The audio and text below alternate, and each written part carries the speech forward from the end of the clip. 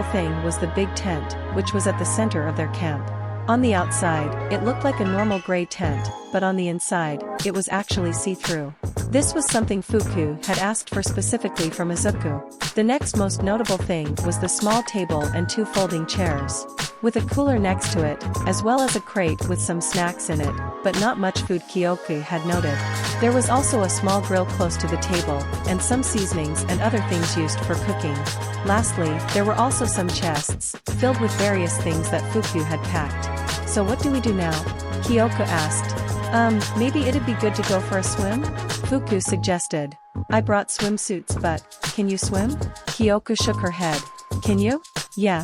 I was worried that if I was being chased that I might need to swim away if I got to a lake or something," Fuku admitted. "Do you want me to teach you?" Kyoku nodded. "Yes please." "Okay, well then let's get changed." Fuku looked up at the seer. "Please look away. We're going to get changed." The seer turned away, allowing the girls some privacy. XXXXXXXXXXXXXXXXXX. After a quick change into their bathing suits, they began to enter the water. "It's cold," Kyoku noted, as the two slowly walk into the water. She was wearing a pink polka-dotted white swimsuit, with a frilly skirt on the bottom. "Yeah, but you get used to it," Fuku reassured her. She was wearing a plain purple swimsuit and was guiding Kyoku into the water by holding her hands. "Now whatever you do, stay calm. Freaking out is really, really bad. So just remember, I'm here. You know, you're a lot cooler today than you normally are," Kyoku told her, giving her an appreciative look. Once again, Fuku's face exploded into a blush. "WWW, what are you talking about?" "Me. Cool. That's, oh look, we're getting deeper into the water.